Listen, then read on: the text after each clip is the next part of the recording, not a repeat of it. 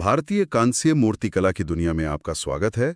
आज हम इस हजारों साल पुरानी बेहद शानदार कला परंपरा की कुछ खास परतों को खोलेंगे, गहराई से जानेंगे। बिल्कुल। और हमारे पास कुछ अहम कला इतिहास के अध्ययन और मतलब सांस्कृतिक दस्तावेज हैं जो सिंधु घाटी से लेकर चोल साम्राज्य और उसके बाद तक इस पूरी कला की कहानी बताते हैं। तो हमारा इरादा सिर्फ ये जानना नहीं है कि ये मूर्तियां कब और कहां बनी, हाँ बल्कि ये समझना है कि ये कला का रूप ये विकसित कैसे हुआ। हाँ और ये जो तकनीक है लॉस्ट वैक्स या सिरे पे डू, हाँ इसके पीछे क्या राज था, और सबसे जरूरी कि ये मूर्तियां अपने समय के बारे में क्या कहती हैं। सही कहा आपने। और ये सोचना ही अपने आप में मतलब अद्भुत है कि करीब 4,500 साल पहले सिंधु घाटी सभ्यता में हमारे कारीगरों ने कांस्य ढलाई की तकनीक में, आप सोचिए, महारत हासिल कर ली थी। 4,500 साल पहले। हाँ, और ये सिर्फ एक शुरुआत थी, एक बहुत लंबी और कहना चाहिए निरंतर चलने वाली परंपरा की। वाकई 4,500 साल। तो चलिए इसी निरंतरता के धागे को पकड़कर आगे बढ़ते हैं। ये लॉस्ट वैक्स या सिरे पेरड्यू तकनीक की बात हम सुनते हैं काफी। क्या ये वाकई इतनी मुश्किल थी या इसमें कोई खास कारीगरी थी? देखिए, दोनों ही बातें हैं। प्रक्रिया जटिल तो थी, थोड़ी पेचीदा थी, लेकिन उससे ज्यादा इसमें कारीगर का हुनर और समझ झलकती है। इसे भारत में बहुत पहले ही विकसित कर लिया गया था। अच्छा। मोटे तौर पर समझें तो पहले शुद्ध मधुमक्खी का मोम लिया जाता था, उससे मूर्ति का एक मॉडल मतलब हाथ से ही तैयार किया जाता था। हर मूर्ति की शुरुआत मोम से? हाँ बिल्कुल। फिर इस मोम के मॉडल पर मिट्टी, रेत और शायद गोबर भी, इन चीजों का एक खास लेप चढ़ाया जाता था। कई परतें चढ़ती थीं ताकि एक मजबूत खोल जैसा बन जाए। फिर उसे सूखने दिया जाता था। अच्छा, और फिर इसके बाद धातु का काम आता होगा? बिल्कुल। इस मिट्टी के खोल वाले मॉडल को फिर आग में तपाया जाता था, गर्म किया जाता था। गर्मी से अंदर का जो सारा मोम था वो पिघलकर बाहर निकल जाता था, और खोल के अंदर क्या बचा? मूर्ति के आकार की एक खाली जगह। अच्छा, तो लॉस्ट वैक्स मतलब खोया हुआ मोम, ये नाम यहीं से आया? एकदम सही पकड़ा। अब उस खाली जगह में पिघली हुई धातु, ज्यादातर तो कांसा ही होता था, जो तांबा, टिन और जस्ते का मिश्रण है, वो भरी जाती थी। और दिलचस्प बात यह है कि अक्सर ये धातु कोई नई नहीं होती थी। पुराने टूटे फूटे बर्तन या औजारों को पिघलाकर, मतलब एक तरह से कबाड़ से ही। अरे वाह, रिसाइकलिंग। हाँ बिल्कुल, कबाड़ से ही हासिल की जाती थी। ये दिखाता है कि कैसे मतलब कम संसाधनों का भी कितनी कुशलता से इस्तेमाल होता था। ये तो कमाल की बात है, संसाधन का ऐसा उपयोग। फिर मूर्ति बाहर कैसे आती थी? हाँ, तो जब धातु ठंडी होकर अंदर जम जाती थी तो बाहर का जो मिट्टी का खोल था उसे बहुत सावधानी से तोड़कर हटा दिया जाता था। अच्छा। अंदर से निकलती थी खुरदरी, रफ सी धातु की मूर्ति, जिसे फिर क्या कहते हैं, रेताई, घिसाई और पॉलिश करके वो अंतिम चमकीला रूप दिया जाता था। हर स्टेप में बारीकी और बहुत धैर्य की जरूरत होती थी। तो ऐसा लगता है कि सिर्फ धातु ढालना ही नहीं था ये, बल्कि इस तकनीक में ही एक गहरा मतलब एक कारीगरी और शायद एक रस्म भी शामिल थी। हाँ बिल्कुल। और आपने कहा ये आज भी जिंदा है। हाँ, ये जानना बहुत जरूरी है कि ये प्रक्रिया सिर्फ इतिहास की बात नहीं है। आज भी भारत के कई हिस्सों में, जैसे आप हिमाचल प्रदेश ले लीजिए, उड़ीसा, बंगाल, मध्य प्रदेश, अच्छा, वहाँ के जो आदिवासी समुदाय हैं वो अपनी अनूठी कलाकृतियां बनाने के लिए आज भी इसी लॉस्ट वैक्स टेक्निक का इस्तेमाल करते हैं। ये परंपरा की निरंतरता का मतलब एक जीता जागता उदाहरण है। अद्भुत। तो इस प्राचीन तकनीक के शुरुआती नमूने कैसे थे? मतलब जो सबसे पुराने मिले हैं, क्या वो आज की मूर्तियों जैसे ही दिखते थे? शुरुआती दौर की बात करें तो मोहनजोदाड़ो से मिली वो नृत्य करती लड़की लगभग 2500 ईसा पूर्व की मानी जाती। हाँ, वो तो बहुत प्रसिद्ध है। हाँ, वो सबसे मशहूर उदाहरण है। छोटी सी मूर्ति है, त्रिभंग मुद्रा में खड़ी है, अंगों का सरलीकरण है, मतलब बहुत डिटेल्ड नहीं है, लेकिन उसमें एक अद्भुत गति और जीवंतता है। सही। इसके अलावा महाराष्ट्र में दैमाबाद से कांसे के रथ और बैल मिले हैं। वो करीब 1500 ईसा पूर्व के हैं। वो थोड़े सरल हैं, सिंपल हैं, लेकिन उनमें एक मजबूती और एक स्पष्ट आकार दिखता है। ये शुरुआती प्रयोग थे, आप कह सकते हैं। सिंधु घाटी के बाद जब हम ऐतिहासिक काल में आते हैं, मान लीजिए कुषाण काल, 2री सदी ईस्वी के आसपास, तब क्या इस कला में कुछ बदलाव दिखा? बिल्कुल। कुषाण काल में हमें जैन तीर्थंकरों की काफी मूर्तियां मिलती हैं। खासकर बिहार के चौसा से जो मिली हैं वो महत्वपूर्ण है। अच्छा। इनमें एक खास बात है पहचान की। जैसे आदिनाथ या वृषभनाथ की पहचान उनके लंबे बालों से होती है जो कंधों तक गिरते हैं, जबकि बाकी तीर्थंकरों के बाल छोटे और घुंघराले दिखाए जाते हैं। अच्छा, यानी अब मूर्तियों में धार्मिक पहचान, प्रतीकवाद, ये सब और ज्यादा साफ होने लगा था? हाँ बिल्कुल। और साथ ही मानव शरीर को गढ़ने का जो कौशल था वो भी बढ़ रहा था। मांसपेशियों का चित्रण हालांकि अभी भी सरल था, पर वो ज्यादा सटीक होता जा रहा था। यहीं से धीरे धीरे वो शैली विकसित होने लगी जिसे हम बाद में गुप्त काल में अपने शिखर पर देखते हैं। गुप्त और उसके बाद का काल, यानी 5वीं से 7वीं सदी, उसे तो भारतीय कला का स्वर्ण युग कहते हैं। हाँ, तो कांस्य मूर्ति कला पर इसका क्या असर पड़ा?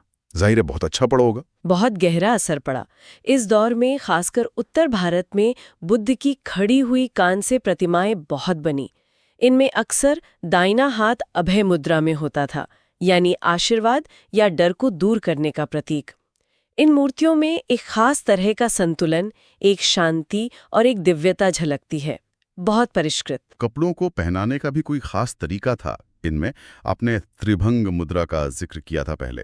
हाँ, अपड़ों का भी था। जो भिक्षु का वस्त्र होता है संघाटी, संघाटी, हाँ। उसे पहनने का एक विशिष्ट तरीका था। कपड़ा कंधों को ढकता हुआ दाहिने हाथ पर घूमकर फिर बाएं हाथ पर लिपटा होता था।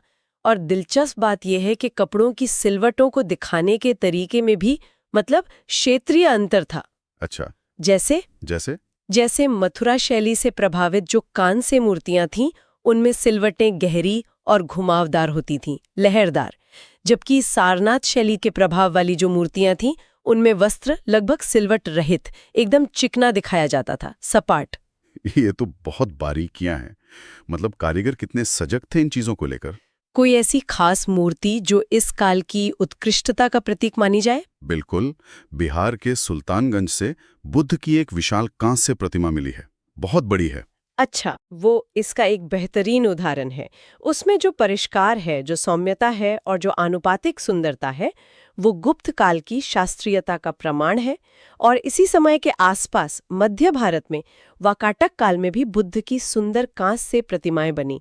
उन पर थोड़ा दक्षिण की अमरावती शैली का प्रभाव दिखता है। और इन मूर्तियों की खास बात और भी थी शायद कि ये लाने ले जाने में आसान थी, पोर्टेबल थी। हाँ, ये बहुत महत्वपूर्ण पहलू है, क्योंकि ये मूर्तियां अक्सर हल्की और छोटी होती थीं, तो बौद्ध भिक्षु इन्हें अपने साथ यात्राओं पर ले जाते थे, निजी पूजा के लिए या मठों में स्थापित करने के लिए। अच्छा। और इसी वजह से ये गुप्त और वाकाटक शैली, जिसे हम शास्त्रीय शैली कहते हैं ना, वो भारत के कोने कोने तक और यहाँ तक कि भारत के बाहर भी, श्रीलंका, दक्षिण पूर्व एशिया, चीन तक फैली।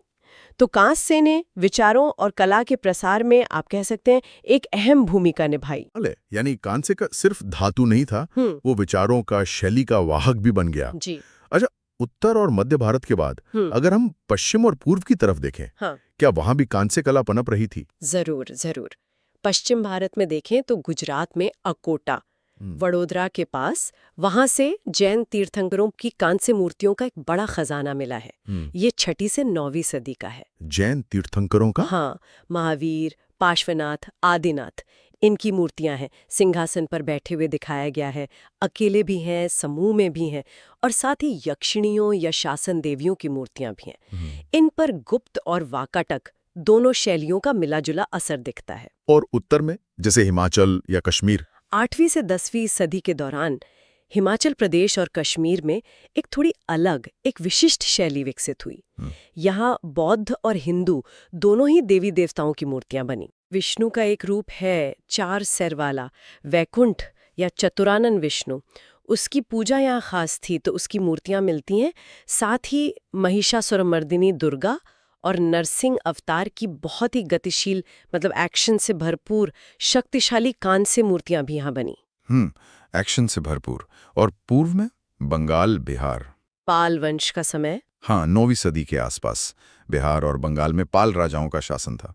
उनके संरक्षण में नालंदा और कुर्कीहार जैसे जो बौद्ध केंद्र थे, हाँ, नालंदा तो बहुत बड़ा केंद्र था। बिल्कुल, वहाँ कांस्य ढलाई के महत्वपूर्ण स्कूल विकसित हुए। यहाँ के कलाकारों ने गुप्त काल की जो शास्त्रीय शैली थी उसे एक नए अंदाज में मतलब फिर से जीवित किया। अवलोकितेश्वर जैसे बोधिसत्वों की बहुत सुंदर त्रिभंग मुद्रा में मूर्तियां बनी। क्या इस समय बौद्ध धर्म में भी कुछ बदलाव आ रहे थे जिसका असर इन मूर्तियों पर दिखा? हाँ, ये वो समय था जब बौद्ध धर्म में वज्रयान शाखा का प्रभाव बढ़ रहा था और इसमें तारा जैसी जो स्त्री देवियां थीं उनकी पूजा महत्वपूर्ण हो गई। तारा देवी? हाँ, इसलिए हमें इस काल में तारा की बहुत सी सुंदर कांस्य मूर्तियां मिलती हैं। वो अक्सर कमल पर विराजमान दिखाई जाती हैं, अभय मुद्रा में। ये दिखाता है कि कैसे धर्म में जो बदलाव आते हैं वो कला को सीधे प्रभावित करते हैं। ये तो अद्भुत यात्रा है। उत्तर, पश्चिम, पूर्व, अब दक्षिण भारत की ओर चलते हैं। मैंने सुना है, और शायद सभी ने सुना होगा, कि चोल काल में कांस्य कला अपने शिखर पर पहुंच गई थी। बिल्कुल सही सुना है। हालांकि दक्षिण में पल्लव काल में भी मतलब 8वीं-9वीं सदी में अच्छी कांस्य मूर्तियां बनी, जैसे शिव का विष पीते हुए चित्रण है अचमन मुद्रा में। अच्छा। लेकिन असली उत्कर्ष जो पीक था वो आया 10वीं से 12वीं सदी के चोल साम्राज्य में, तमिलनाडु में। इस दौरान जो कांस्य प्रतिमाएं बनी वो दुनिया भर में अपनी सुंदरता, अपनी बारीकी और अपनी भाव प्रवणता के लिए जानी जाती हैं, मतलब बेजोड़ हैं। क्या कोई खास वजह थी इस उत्कर्ष की? इतना बेहतरीन काम क्यों हुआ? इसमें शाही संरक्षण का, रॉयल पैट्रोनेज का बहुत बड़ा हाथ था। मिसाल के तौर पर 10वीं सदी की एक विधवा चोल रानी थी, सेम्बियन महादेवी।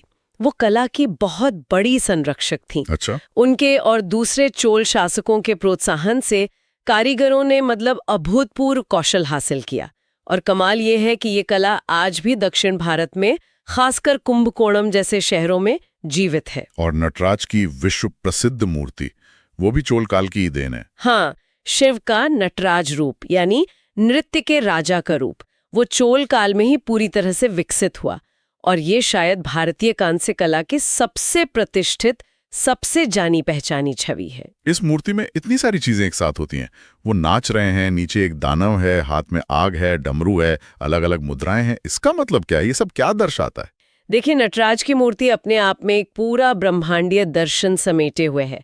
शिव अपने दाहिने पैर से एक बौने दानव को कुचल रहे हैं। वो अज्ञान या विस्मृति का दानव है, अपस्मार कहते हैं उसे। अपस्मार? हाँ। और उनका जो उठा हुआ बायां पैर है वो तिरोभव यानी माया के पर्दे को हटाने का प्रतीक है, एक तरह से मोक्ष की ओर इशारा करता है। और उनके 4 हाथ, उनका क्या मतलब है? उनके चारों हाथों में भी गहरे प्रतीक छुपे हैं। एक दाहिने हाथ में डमरू है, वो सृजन की ध्वनि का प्रतीक है, यूनिवर्स की पहली आवाज। एक बाएं हाथ में ज्वाला है, आग, वो संहार या परिवर्तन की प्रतीक है। सृजन और संहार? बिल्कुल। दूसरा दाहिना हाथ अभय मुद्रा में है, ऊपर उठा हुआ, वो रक्षा और आशीर्वाद का संकेत है। और दूसरा बायां हाथ जो नीचे की ओर है वो उठे हुए पैर की ओर इशारा करता है, यानी मुक्ति का मार्ग दिखाता है। अच्छा। और उनके चारों ओर वो जो ज्वाला का घेरा है वो ब्रह्मांड की निरंतर ऊर्जा और उसके चक्र का प्रतीक है। तो ये सिर्फ एक नृत्य नहीं है, ये सृष्टि, स्थिति यानी पालन और संहार, इस पूरे चक्र का प्रतीक है। ये तो वाकई अद्भुत है। एक मूर्ति में इतना गहरा दर्शन, इतना सब कुछ समाया हुआ है। क्या नटराज के अलावा और भी महत्वपूर्ण चोल कांस्य हैं? अरे बहुत है। शिव पार्वती के विवाह को दर्शाती मूर्तियां हैं, कल्याण सुंदर मूर्ति कहते हैं। उनमें पार्वती का जो शर्मीला भाव है वो बहुत सुंदरता से दिखाया गया है। फिर अर्धनारीश्वर की मूर्ति है, हाँ, जिसमें आधा शिव आधी पार्वती। बिल्कुल। शिव और पार्वती के रूपों को एक ही शरीर में बड़ी चतुराई से, कुशलता से मिलाया गया है। पार्वती की अकेली खड़ी हुई मूर्तियां भी हैं त्रिभंग मुद्रा में, जो बेहद आकर्षक लगती हैं। चोल कलाकारों ने धातु में जैसे भावनाओं को ढालने में महारत हासिल कर ली थी। चोल काल के बाद क्या ये कला जारी रही या खत्म हो गई? नहीं, जारी रही। विजयनगर साम्राज्य के समय भी लगभग 16वीं सदी में आंध्र प्रदेश वाले क्षेत्र में कांस्य मूर्तिकला चलती रही। इस दौर की खास बात थी कि राजा रानियों की आदमकद कांस्य प्रतिमाएं बनवाने का चलन शुरू हुआ। राजा रानियों की? हाँ, जैसे तिरुपति में राजा कृष्णदेव राय और उनकी 2 रानियों तिरुमलांबा और चिन्ना देवी की मूर्तियां मिली हैं। आदमकद हैं। इनमें चेहरे थोड़ा यथार्थ के करीब बनाने की कोशिश दिखती है, लेकिन शरीर को एक आदर्श रूप में गढ़ा गया है, प्रभावशाली। और ये प्रार्थना की मुद्रा में खड़े हैं, दोनों हाथ नमस्कार मुद्रा में जुड़े हुए हैं। ये दिखाता है कि कैसे कला का उद्देश्य अब सिर्फ देवी देवताओं को चित्रित करना नहीं रहा, बल्कि शासकों को भी अमर बनाना हो गया था। तो हमने देखा कि यह कला सिंधु घाटी की उन सरल लेकिन जीवंत आकृतियों से शुरू होकर गुप्त काल की शास्त्रीय शांति और संतुलन तक पहुंची, फिर पाल काल में बौद्ध धर्म का विस्तार दिखा, और फिर चोल काल की वो गतिशील दिव्यता, खासकर नटराज में। हाँ। और वो लॉस्ट वैक्स टेक्निक की निरंतरता और अलग अलग क्षेत्रों की अपनी खास पहचान, ये सब हमने समझा। ये साफ है कि ये सिर्फ पूजा की वस्तुएं नहीं थी। बिल्कुल नहीं। ये मूर्तियां धार्मिक अनुष्ठानों का केंद्र तो थी ही, लेकिन साथ ही ये उस समय के समाज, उनके विश्वासों, उनकी शक्ति संरचनाओं और उनके सौंदर्य बोध का आईना भी थी। जैसे आपने कहा, गुप्त काल की मूर्तियों का पोर्टेबल होना और विचारों का प्रसार करना। हाँ। या चोल नटराज का वो गहरा दार्शनिक अर्थ, ये सब दिखाते हैं कि कांस्य से सिर्फ एक माध्यम नहीं था, बल्कि संस्कृति का एक सक्रिय, एक जिंदा हिस्सा था।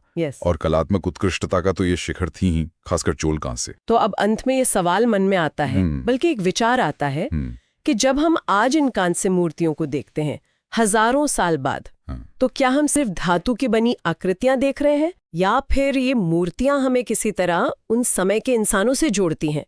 उनके मन में ये ब्रह्मांड कैसा था, जीवन और मृत्यु के बारे में वो क्या सोचते थे, सौंदर्य उनके लिए क्या मायने रखता था? शायद एक नटराज की मूर्ति में सिर्फ शिव का नृत्य नहीं है, बल्कि जीवन का वो जो शाश्वत चक्र है और उससे परे जाने की जो मानवीय इच्छा है, उसकी भी एक झलक छिपी है। ये सोचने लायक बात है ना? बिल्कुल। भारतीय कला के इस गहरे और शानदार अध्याय पर हमारे साथ इस सफर में शामिल होने के लिए धन्यवाद।